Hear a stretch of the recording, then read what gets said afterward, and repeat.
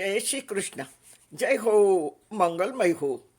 હા, આ ક્લિપ લખું છું ત્યારે હું અમેરિકામાં છું. પ્રવચનો ચાલે છે અને હવે એક અઠવાડિયા પછી ટેમ્પા ફ્લોરિડામાં દશાવતાર ભાગવત છે. ગઈકાલે નાવ મનોરથનો ભવ્ય દિવ્ય સુશોભિત કાર્યક્રમ અહીં શાર્લોટના મંદિરમાં હતો. બહુ દર્શન કર્યા બધાએ. નાવ મનોરથ પર મારું પ્રવચન હતું. શ્રોતાઓ ભાવ વિભોર થયા. શક્ય હશે તો આવતીકાલે કાં તો પરમ દિવસે હું શ્રવણ કરાવીશ. આવો કાલની વાત. નાટક શરૂ થાય પહેલાં મારે ઘરે મારે સાસરે વાત પહોંચી ગઈ.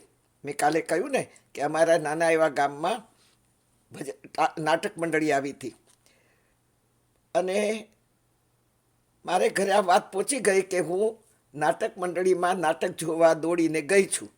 મારા સાસુએ મને પાછી બોલાવી. ગામમાં વાતો થવા લાગશે એ બી કે મારા જેઠની દીકરીને મોકલીને કહ્યું કે કાકીને જલ્દી બોલાવી આવ, આખા ગામમાં વાત ફેલાઈ જશે.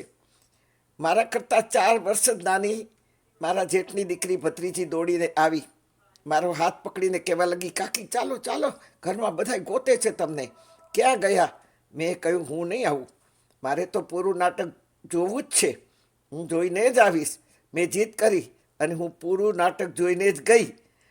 ગભરાઈ તો ખરી કે ઘરમાં શું થશે મારું, પણ મારે તો કોઈ પણ હિસાબે નાટક જોવું જ તું. ઘરમાં ગઈ, બધા હસી પડ્યા. મારા 2 જેઠ બેઠા હતા. મેં તરત માથે તો ઓઢેલું જ હતું પણ લાજ કાઢી અને બધાએ મારા બચપન પર હસવું શરૂ કરી દીધું. બધા હસી પડ્યા મારા બચપન પર. એ જમાનો 68 વર્ષ પહેલાંનો.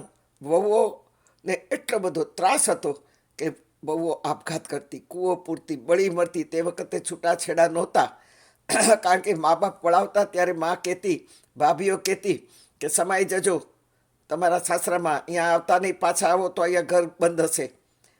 આવું પણ અનહદ કૃપા પ્રભુની મારા પર હતી. ઘરમાંથી મારા સાસુ સસરા, 3 જેઠાણીઓ, એના જુવાન બાળકો, 3 નણંદો અવારનવાર સાસરેથી બાળકોને લઈને આવતી, પણ કદી કોઈએ મારો વાંક કાઢ્યો નથી. કોઈ મને વઢ્યું નથી, કોઈએ મને કશું કહ્યું નથી. મારી ભૂલો ઘણી થતી કારણ કે હું 15 વર્ષ સુધી હોસ્ટેલમાં જ રહી છું, બોર્ડિંગમાં જ ભણી છું, બોર્ડિંગમાં જ રહી છું. ખાલી વેકેશનમાં જ ઘરે આવતી. મને ખાસ કંઈ આવડતું નહીં, રસોઈ તો બિલકુલ નહીં આવડતી. પણ મારી સાસુ કહેતા કે કોઈ એને કાંઈ કહેતા નહીં, બિચારીને માં નથી ને, એટલે કોણ એને શીખવાડે ને કોણ સમજ આપે. આ કહેવા પાછળ મારું આત્મનિવેદન છે. મને ખબર છે કે કદાચ તમને આવી વાતો નહીં ગમે, પણ આ મારી 8મી ભક્તિ છે. ભગવાને શબરી માને કહ્યું છે, 9દા ભક્તિ સમજાવી છે અને શબરીએ આ દુનિયાને આપી છે.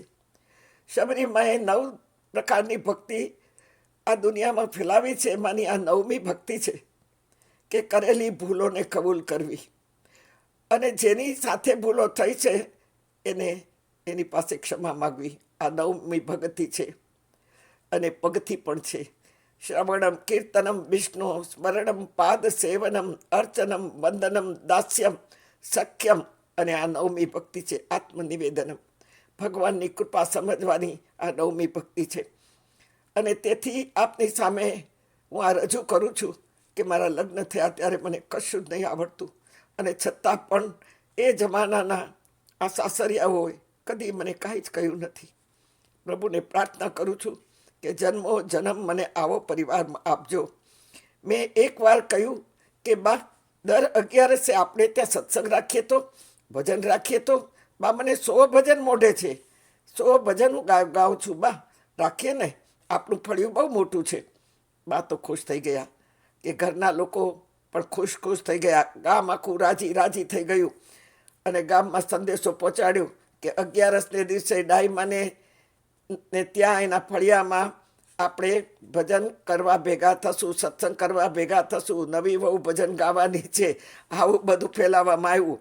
ચાલો, આવું બધું સાંભળીને કંટાળી ગયા ને તો કાંઈ વાંધો નહીં. ચાલો આપણે નાટકની વાત કરીએ. નાટકમાં પ્રથમ રામ સીતાના લગ્ન બતાવ્યા, પછી હનુમાનજીની એન્ટ્રી થઈ. હનુમાનજી કૂદકા મારતા મારતા મારતા મારતા પહેરેલું જે મોરું હતું ને એ ઘડી ઘડી પડી જવા લાગ્યું. છોકરાઓ ચીચિયારી પાડીને બોલાવતા. હનુમાનજી પણ બધાને ખુશ રાખવા ચેષ્ટા કરતા રહેતા. હવે આવ્યો લંકાકાંડ. ઝાડના મોટા મોટા મોટા મોટા ડાળા લઈને 10-15 જણા ઊભા હતા. હવે સમય થઈ ગયો છે.